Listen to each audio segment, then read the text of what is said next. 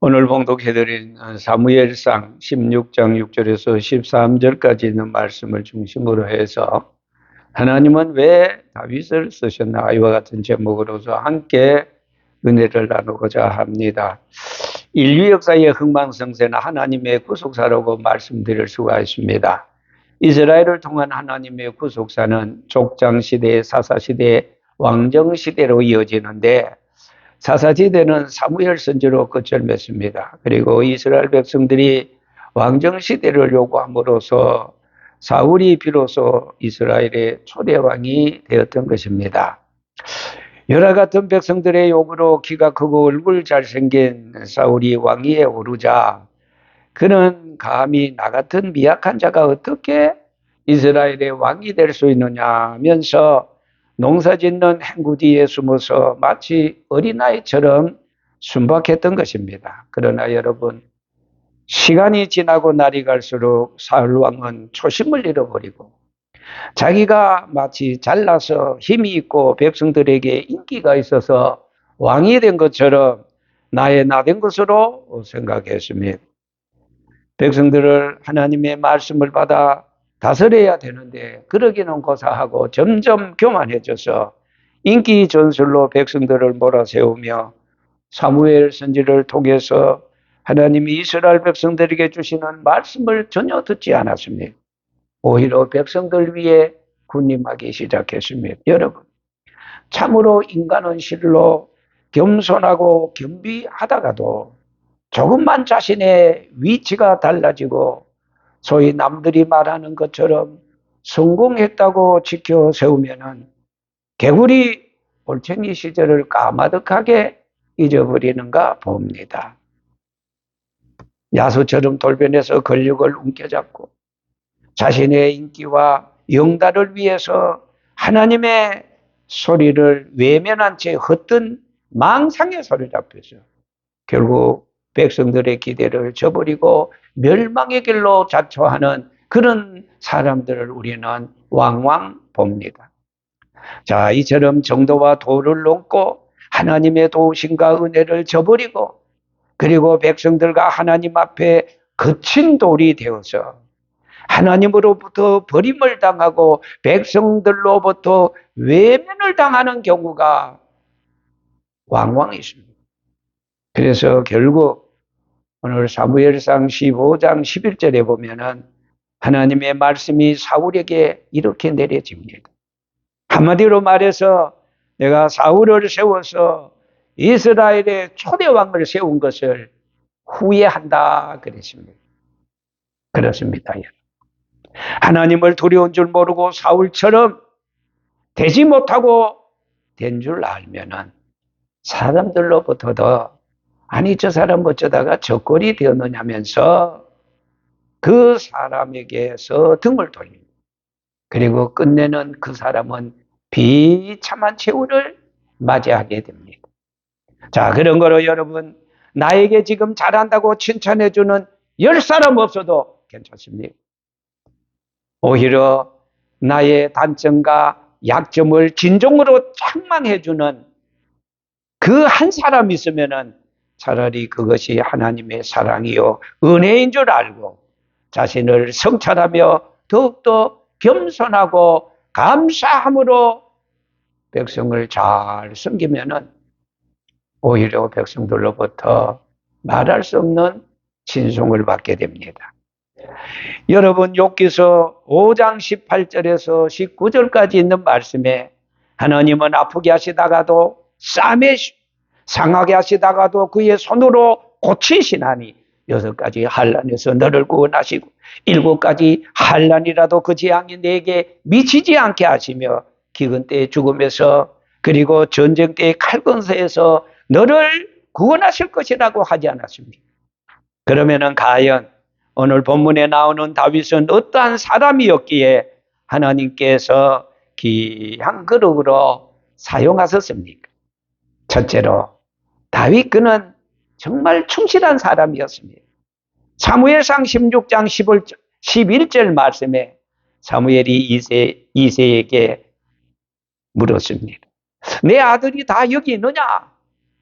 이새가 말합니다. 아직 막내 아들이 남아있기는 한데 그가 지금 베들레헴 골짜기에서 양을 먹이고 있습니다. 사무엘이 이새에게 말해서 그래?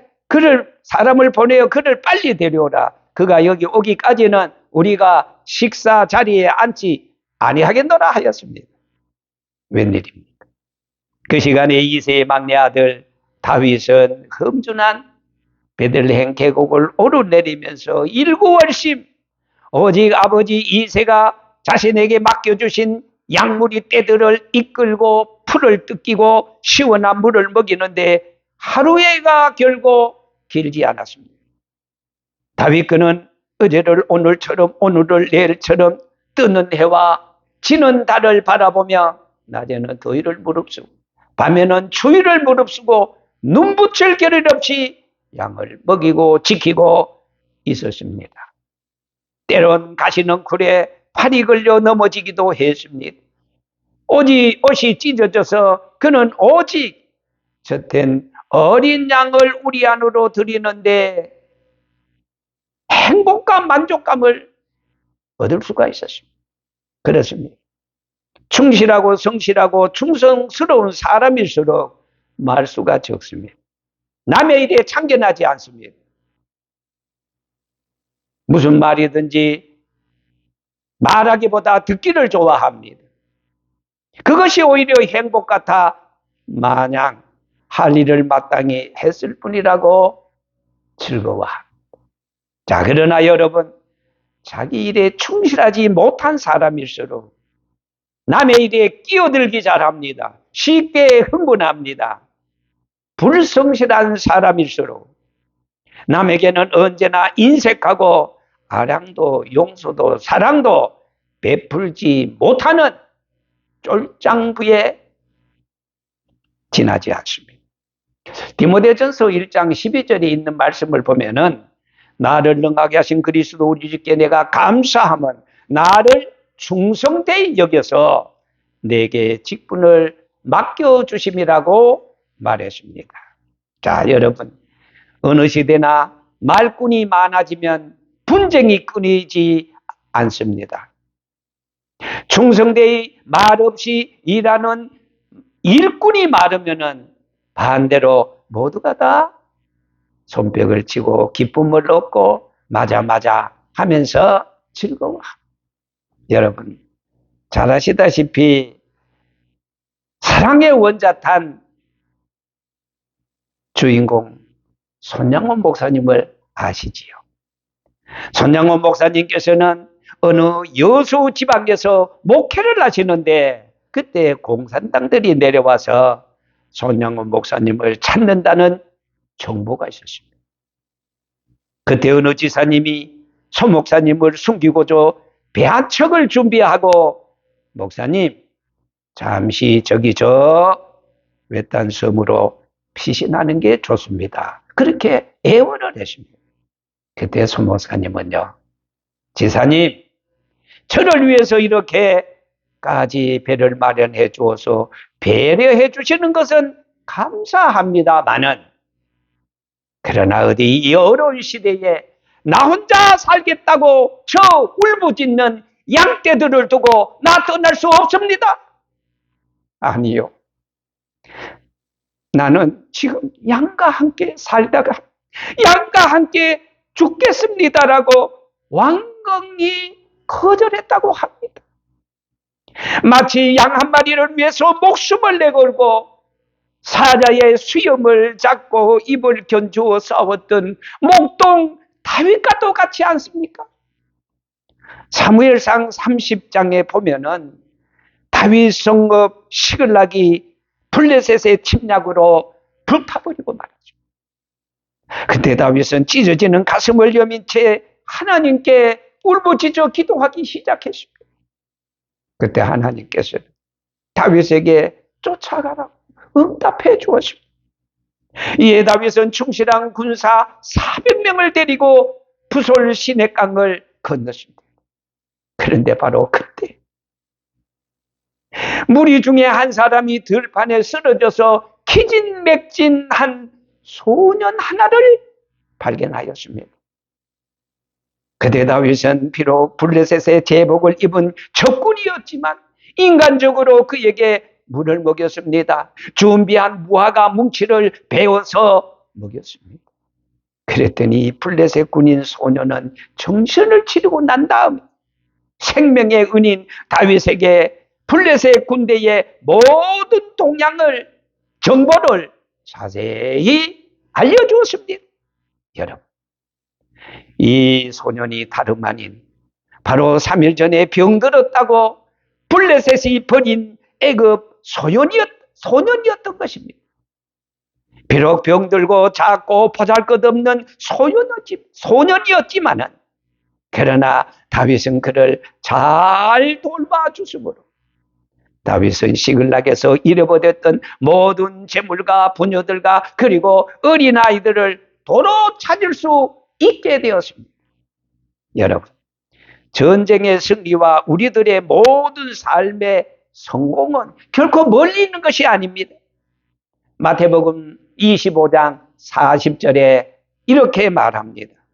내가 진실로 너희에게 이르노니 여기 내 형제 중에 지극히 작은 자 하나에게 한 것이 곧 내게 한 것이라고 말씀하지 않았습니까?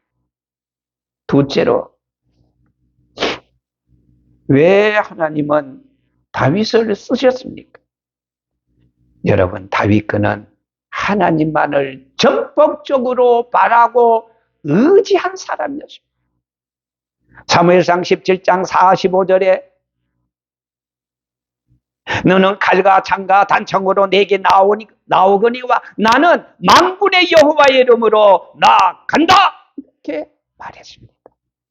그는 말끝마다 오직 여호와 만군의 하나님, 나는 그 하나님을 바라보고 그 하나님을 의지하고 그 하나님 앞에 기도한다 그랬습니다. 자, 지금 어린 소년 다윗은 골짜기 하나를 사이에 두고 전쟁을 돕고는 원수 나라의 장수 골리앗에게 여호와의 이름으로 선포를 했던 것입니다. 다윗 그는 도울 힘이 없는 인생이나 방백을 의지하지 않습니다. 시편서 146편 3절에 이렇게 말합니다. 방백들을 의지하지 말며 도울 힘이 없는 인생도 의지하지 말지니 그 호흡이 끊어짐 흙으로 돌아가서 당일에 그 도모가 소멸하리로다 하였습니다. 다윗은 모든 싸움은 여호와께서 앞서서 싸워 주신다는 확신과 믿음이 그에게 항상 있었습니다. 그 믿는 대로 하나님이 다윗에게 응원해 주시고 힘을 주시고 역사해 주셨던 것입니다. 그래서 다윗은 골리앗을 앞에 두고 개울가로 내려갔습니다. 물맷돌 5을 준비했습니다. 그는 이제 결정적 시간을 만군의 여호와 하나님께 알리는 최후의 기도를 올렸습니다. 역대하 14장 11절에 그 하나님 여호와께 울부짖어 가라되 여호와여 강한 자와 약한 자 사이에는 주밖에 도와줄 리가 없사오니 우리 하나님 여호와여 우리를 도우소서. 우리가 주를 의지하오며 주의 이름을 의탁하옵고 이 많은 무리들을 치러 왔나이다. 여호와여 주는 우리 하나님이시오니 원컨대 사람으로 주를 이기지 못하게 하옵소서라고 기도한 후에 그 팔매를 힘차게 던졌던 것입니다. 그랬더니 여러분, 그 돌멩이는 빙글빙글 돌고 돌아 칼과 창과 두구와 단창을 의지하고 거만하게 하나님의 백성을 비웃고 있는 육중한 골리앗의 이마를 명중하고, 그래서 그는 그 돌멩이에 맞아서 앞으로 쓰러지면서 피를 흘리고 있었습니다. 여러분, 언제부터인가 신앙생활 하기가 힘들고 짜증스러울 때가 있습니까? 그것은 바로 내 마음의 첫 자리에 하나님을 의지하는 믿음보다 내가 자리를 잡고 있기 때문입니다. 내가 무엇을 한다고 장담하기 때문입니다. 아닙니다.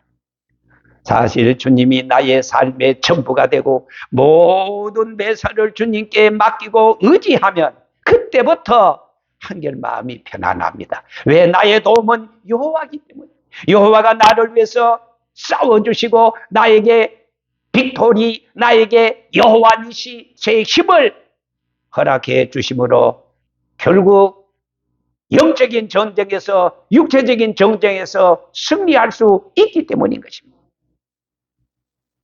아름답다 예수여 나의 좋은 친구, 날 위하여 죽은가 날 위하여 사셨네. 예수여 내 주여 내 중심에 오셔서 주님 한 분만으로 만족하옵니다. 그렇습니다. 출애굽기 6장 1절 말씀에 하나님께서 모세에게 내가 지금 바로에게 하는 것을 너가 두 눈으로 똑똑히 보리라고 말씀하십니다. 다윗도 지금 물맷돌 한 방에 피를 토하며 쓰러진 골리앗과 혼비백상 도망가는 블레셋 군대를 하나님을 의지하는 그 믿음 하나로 가만히 지금 보면 되는 겁니다. 그렇습니다. 지금 내가 하나님 앞에서 하나님이 싸워주심으로 볼 수 있는 여호와의 니치는 무엇이라고 생각합니까? 이제 영원히 의지하고 믿고 따를 분은 오직 예수 그리스도 한 분밖에 없는 것입니다. 우리의 삶의 현장에 골리앗처럼 뚝 버티고 근심과 걱정과 두려움을 주는 질병과 실패와 저주의 골리앗을 우리는 예수 이름으로 물리치고 승리의 계가를 올릴 수 있어야 하는 것입니다. 마지막 셋째로, 왜 하나님은 다윗을 쓰셨습니까? 다윗 그는 오직 하나님의 마음에 합한 자였다 그랬습니다. 사도행전 13장 20절 말씀에 내가 이새의 아들 다윗을 만나니 내 마음에 어떻다 그랬습니까? 합한 사람이라고 하지 않았습니까? 여기서 다윗이 하나님의 마음에 합한 사람이라는 것은 다윗의 완벽한 성품을 말하는 것이 아닙니다. 소위 하나님의 마음과 다윗의 마음이 하나가 되었다, 내통했다는 말입니다. 하나님이 좋아하실 것은 다윗의 겉사람 외모가 아니었습니다. 다윗의 속사람 마음이었습니다. 다윗의 마음이 착하고 온유하고 겸손하고 진실하고 거짓이 없다는 겁니다. 사실 다윗은 그렇게 완벽주의자는 아니었지 않습니까? 인간적으로 볼 때 그도 역시 실수가 있었습니다. 허점이 있었습니다. 한때는 해서는 안 될 선을 넘기도 했습니다. 그런데도 불구하고 하나님의 마음에 착한 사람으로 인정하신 것은 털끝만큼도 죄를 털고 가는 소위 철저한 회개의 사람이었던 것입니다. 사람은 누구나 다 실수가 있을 수 있습니다. 그러나 그 실수를 포장하고 거짓말로 둘러서 아닌 것처럼 하는 것이 아니었습니다. 잘못한 것을 잘못했다고 하나님 앞에 회개하면 그것은 결코 잘못이 아닙니다. 왜? 우리 기독교는 회개의 종교입니다. 우리말에 털어서 먼지 안 나는 옷이 없다고 하지 않았습니까? 의인은 없나니 하나도 없다고 말씀하지 않았습니까? 모든 사람이 죄를 범하였음에 하나님의 영광에 이르지 못한다고 말씀하지 않았습니까? 그런 거로 내가 하나님 앞에 잘못했을 때, 죄를 지었을 때 하나님 앞에 솔직히 무릎을 꿇고 용서를 구하고 죄를 회개하면은 하나님께서는 동이서에서 뭔가 같이 우리의 죄가를 멀리 해주시고 우리의 죄를 받아 미속에 던져버리시고 다시는 그 죄 때문에 기억해서 괴롭지 않도록 그 죄를 등 뒤로 돌리신다 말씀하지 않았습니까? 그런 거로 우리 기독교는 회개의 종교입니다. 돌아서면 천국이요 돌아서면 지옥입니다. 사도 바울을 보십시오. 그가 율법의 대가였습니다. 자기 앞에 누구도 부럽지 않았습니다. 가말리엘 문화에서 헬라 철학을 전공했습니다. 그는 율법학자였습니다. 그는 철학 박사였습니다. 그런데도 불구하고 그는 자신의 지식으로, 철학으로 모든 것을 판단했습니다. 심지어는 예수 믿는 사람들을 잡아서 옥에 가두고 핍박하고 하기 위해서 다메섹에 예수 믿는 사람들이 많이 운집했다는 정보를 입수하고 대제사장에 가서 갈 수 있는 체포권, 권한, 그것을 받아가지고 다메섹으로 내려가는 중이었습니다. 그때 거의 다메섹 도상에 이르렀을 때 하늘에 햇빛보다 더 밝은 빛이 사울에게 비치기 시작했습니다. 빛이 있어 가로되 빛 다음에 소리가 있습니다. 사울아, 사울아, 네가 어찌하여 나를 핍박하느냐? 주님이시나이까.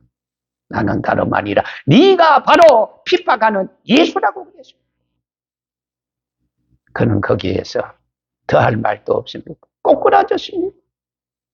해보다 더 밝은 빛이 그를 두루 비침에 눈이 앞을 보지 못했습니다. 하나님께서는 제사장 아나니아를 보내서 그에게 안수하여 그의 눈에 비늘 같은 것이 벗어지면서 다시 보게 되었습니다. 그는 후일에 이렇게 말합니다. 나는 과거에 나쁜 놈이다. 예수 믿는 사람을 잡아서 핍박하고 죽이고 해방하고 그리고 폭행했던 자라고 자기의 죄를 결코 숨기지 않았습니다. 회개했습니다. 그래서 사울이 하나님께서 위대한 바울 사도로 바꿔줬습니다. 뭐를 보고요? 철저히 하나님 앞에 회개함.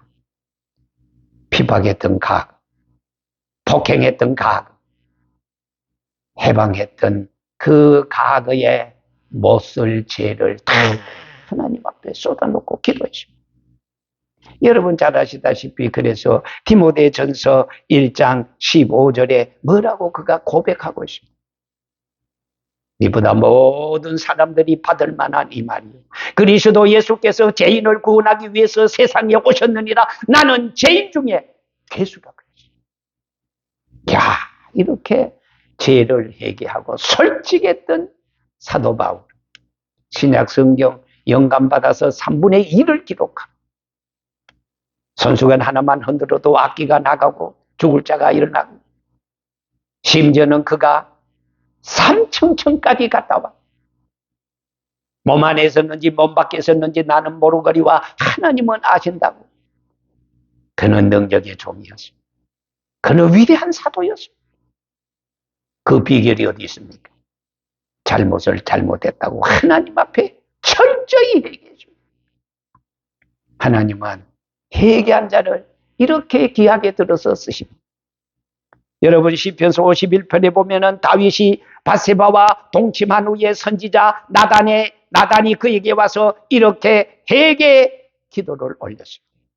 하나님이여 주의 인자를 따라 내게 은혜를 베푸시고 주의 많은 긍휼을 따라 내 죄악을 지워 주소서.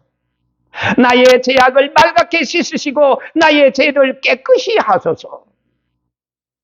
물은 나는 내 죄가를 아오니 내 죄가 항상 내 앞에 있나이다. 누가? 다윗이 지금 이렇게 회개합니다.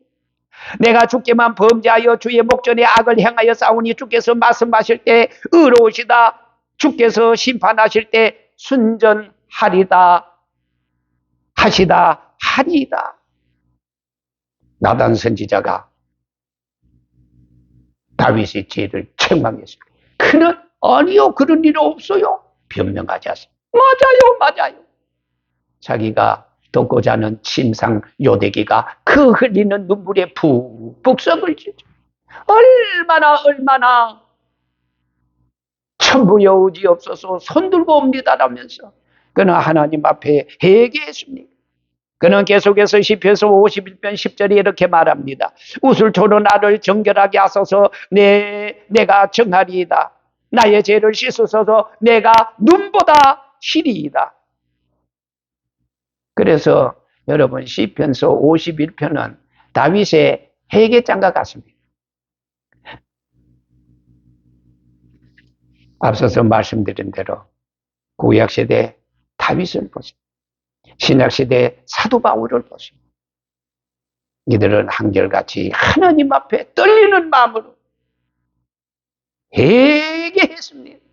그래서 하나님께서 다윗을 내 마음에 합한 사람이다 귀하게 쓰셨던 것입니다.